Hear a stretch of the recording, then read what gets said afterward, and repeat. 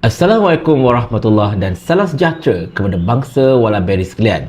Untuk video kita pada kali ini, saya ingin melunaskan rasa rindu anda kepada mantan Yang di-Pertuan Agong As-Sultan Abdullah Ibni Sultan Ahmad Shah, di mana dalam video ini anda akan perhatikan baginda tak hilang langsung sentuhan keramat baginda yang bisa membuatkan orang terdiam apabila mendengarnya. Kita intro dulu.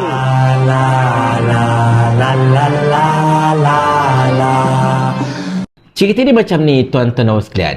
Sekarang ini kita tahu As-Sultan Abdullah telah pun kembali ke negeri Pahang bagi kembali mentadbir negeri Pahang selepas menjalani tugas selaku Yang di-Pertuan Agong yang ke-16, di mana baginda tidak tunggu lama untuk kembali stamp autoriti baginda dekat negeri Pahang menerusi satu klip video yang tengah viral pada ketika ini, di mana klip video itu anda lihat sendirilah apa yang telah ditegur oleh Sultan Pahang. Keadilan bukan hanya melibatkan mereka yang bersama dengan pemerintah. Bahkan pada pihak pembangkang juga perlu ditegakkan keadilan. Kerana itu ingin saya memberi pesanan pada semua pemerintah, tidak kira pada peringkat mana pun pemerintahan kita. Maka laksanakanlah keadilan pada penyokong kita atau yang tidak menyokong kita.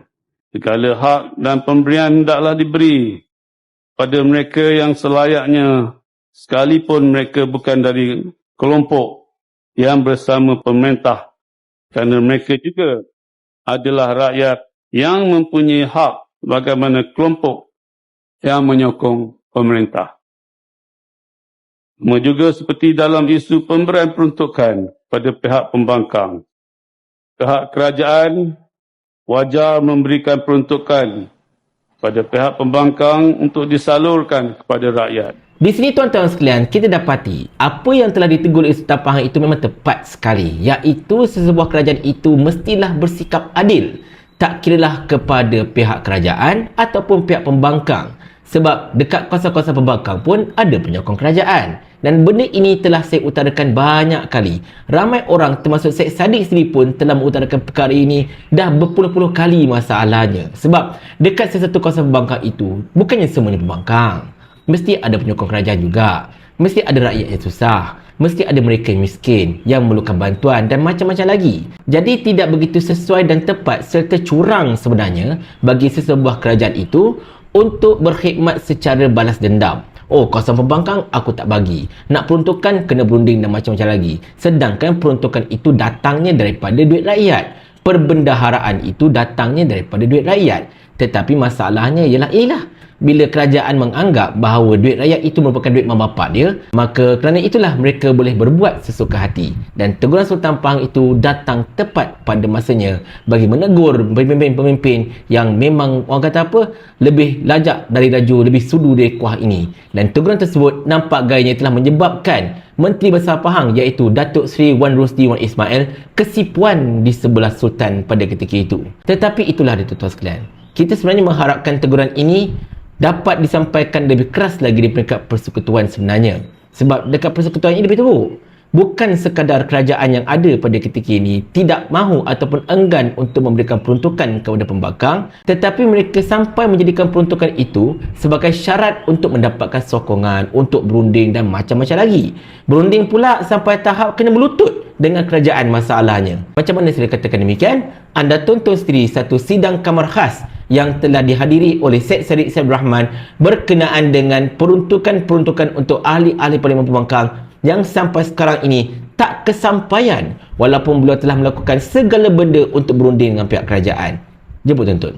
I want to put it on record kerana setiap kali perkara ini dibahaskan di Parlimen, alasan yang kerap diberikan adalah ego ataupun keangkuhan pembangkang tidak ingin berunding dengan kerajaan ataupun Perdana Menteri. I want to put it on record kerana saya dah berjumpa dan mengikut formula kerajaan iaitu perlu berunding. Saya terus berjumpa dengan Yang Amat Berhormat Timbalan Perdana Menteri kali pertama, kali kedua, surat diutuskan kali ketiga. Dan dalam setiap kali perjumpaan saya berikan komitmen untuk pastikan bahawa kalau mahukan kestabilan, MOU, CSA, name it can be done. Kerana yang penting adalah untuk memastikan bahawa peruntukan dapat diberikan secara adil dan orang susah di kawasan saya dapat dijaga kebajikannya. Saya siap berikan cadangan tambahan. Jikalau peruntukan itu tidak ingin dilalui pusat khidmat parlimen, tak apa. Tetapi janji saya dapat senaraikan, ini adalah orang susah di kawasan saya yang wajib diberikan bantuan kerana JKM ada peruntukannya terhad. Tetapi setiap kali daripada satu sesi rundingan ke sesi rundingan yang lain, akhirnya tidak ada jawapan yang tulus dan ikhlas dalam bab ini. Dan apabila dibawa ke parlimen, ada pula persepsi yang kata kita ego dan angkuh, tidak ingin berunding dengan kerajaan. What more do I need to do? Apa lagi yang perlu rakyat Muar lakukan dan perlu saya lakukan untuk pastikan bahawa peruntukan yang adil ini disampaikan? Kerana jikalau tidak, jelas ini lebih kejam dan zalim daripada kerajaan sebelum ini. Pembangkang kita lawan mereka. So I hope perkara ni saya nak letak on record supaya tak ada lagi orang kata bahawa saya tak nak runding, angkuh. Tidak sama sekali.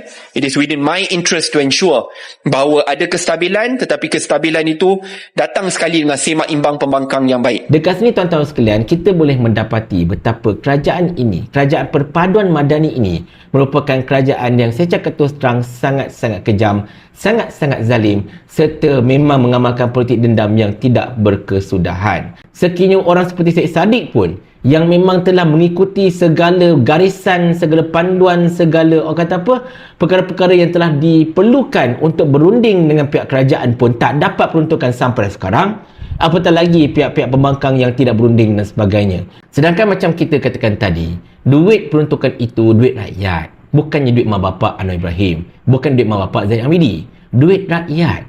Duit yang diberikan daripada cukai-cukai rakyat dan sebagainya, campur dengan pendapatan negara itu dan ini hasil daripada keringat rakyat yang telah membanting tulang untuk mendapatkan rezeki, untuk mendapatkan pendapatan bagi membayar cukai pada negara. Ini dia sebenarnya. Tetapi kerajaan seumpamanya hendak menggunakan duit rakyat itu sebagai duit peribadi mereka.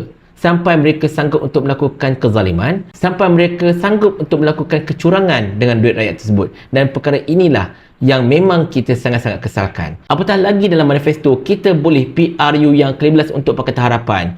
Pihak Pakatan Harapan telah berjanji akan memberikan peruntukan yang sama rata, tak kiralah untuk kawasan parlimen kerajaan ataupun parlimen pembangkang. Tetapi nampak gayanya, janji cuma tinggal janji jelah masalahnya kan. Tetapi dalam pada mereka ini bersikap dengan penuh penendam dan sebagainya, mereka cuba cover line. Mereka cuba menuduh betapa kerajaan pimpinan Muhyiddin Yassin pun tidak pernah memberikan peruntukan yang sama rata terhadap pembangkang dan sebagainya. Sedangkan fakta yang kita tahu adalah berlawanan sama sekali. Tetapi malangnya, benda itu disebutkan dalam parlimen. Benda itu telah dijelaskan oleh dalam parlimen oleh Saifuddin Nasution sampai mendapat teguran daripada beberapa ahli-ahli Parlimen Perikatan Nasional yang mengatakan anda silap sebenarnya. Cuba anda tonton video ini. Masa itu, pada ketika paguh, ahli parlimen tak dapat.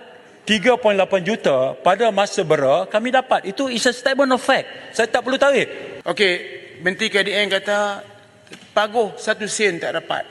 Saya nak beritahu semasa COVID, Tan Sri ahli parlimen. Semua sekali ahli parlimen dapat seorang 300,000. Betul tak Tan Sri? 300,000 untuk beli makanan. Saya masih ingat. Dan lepas itu, Tan Sri telah umumkan bahawa semua ahli parlimen dapat peruntukan. Tengku Zapros, kerana nak sebut kawasan dia tak ada sebab dia senator. Dia sedang berunding dengan saudara Datuk Mazuki, tengah berunding untuk bagi peruntukan. Tiba-tiba masa itu pembangkang dengan hebatnya mengumumkan kami tidak mahu peruntukan. Tak apalah, tapi tentang peruntukan dibagi dan janji dibagi. Saya nak bagi tahu dalam bulan puasa ni bahawa ini bukan bulan puasa, bulan tak puasa pun inilah sifat orang Islam. Seorang yang pemaaf, seorang yang sentiasa melihat manusia lain orang yang dikasihi. Sebab kita percaya kepada Allah. Allah sayang kepada manusia yang kasih kepada manusia. Allah benci kepada manusia yang bergaduh dengan manusia lain. Nampak tak dekat situ tuan-tuan sekalian? Saifuddin Nasution dengan muka tak malu mengatakan bahawa zaman Muhyiddin Yassin tidak ada peruntukan. Yang ada cuma zaman Ismail Sabri. Anda masalah Saifuddin, mungkin anda ni makan semuanya sangat kot. Ataupun mungkin anda macam masih lagi tak percaya yang anda boleh menjadi menteri penuh walaupun kalah dalam pilihan raya. Kerana itulah anda mengeluarkan kenyataan yang singkat akal seperti ini. Bahkan timbul cakap-cakap dan juga cadangan daripada pihak Perikatan Nasional untuk menghadapkan Saifuddin Nasution kepada lembaga disiplin ahli parlimen kerana telah mengeluarkan perkataan yang mengelirukan Dewan berulang kali. Tetapi itulah tuan-tuan sekalian, kita faham kerajaan ini adalah kerajaan mereka. Oleh kerana kerajaan ini adalah kerajaan mereka, mereka boleh buat sesuka hati mereka, termasuklah mengeluarkan kenyataan-kenyataan yang tak sekolah, termasuklah untuk menggunakan duit rakyat ini sebagai duit mereka sendiri, duit peribadi mereka sendiri, termasuklah untuk mengamalkan politik-politik dendam terhadap rakyat di kawasan yang secara asasnya terdiri daripada perbelang kaum, orang-orang miskin dan sebagainya.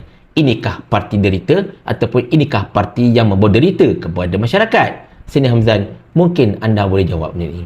Kerajaan ni kerajaan kami. Jadi ikut suka kami lah. Paling kurang aku ada formula. Ni kau ada menteri berlambat-lambat ni, satu formula pun tak ada. Otak letak dekat mana? Sampai Abang Jamil mampus.